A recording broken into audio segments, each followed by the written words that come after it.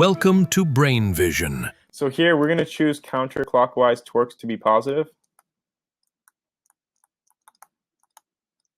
And we can say that the net torque would then be equal to T sub n minus the torque sub the frictional torque. This would be equal to force normal times L minus F times R. This would be equal to I sub Cn times the angular acceleration of the center of mass. And we can say that then the net torque is simply going to be equal to 2/5 times mr squared. This would be the moment of inertia for a sphere times the angular acceleration of the center of mass. We can use Newton's second law, and we can say that force net would then be equal to force, which would be equal to the mass times the acceleration.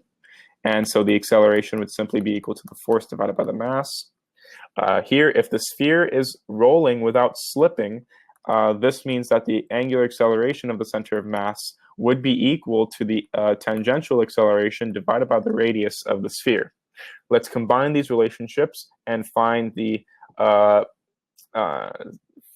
basically find the formula for tau sub n, or the normal torque. So we can say force normal times L would be equal to Fr plus 2/5 mr squared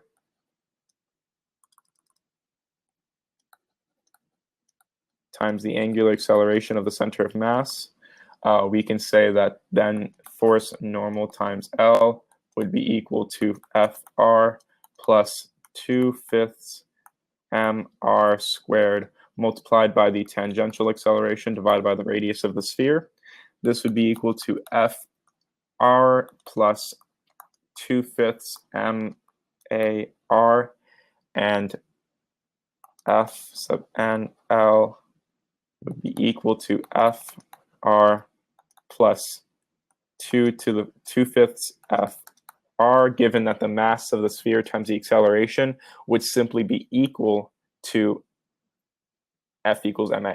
So here would actually be capital M.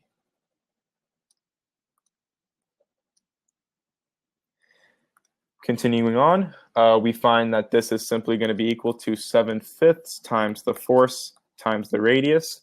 And so we can say that the torque normal would simply be equal to 7/5 times the frictional torque.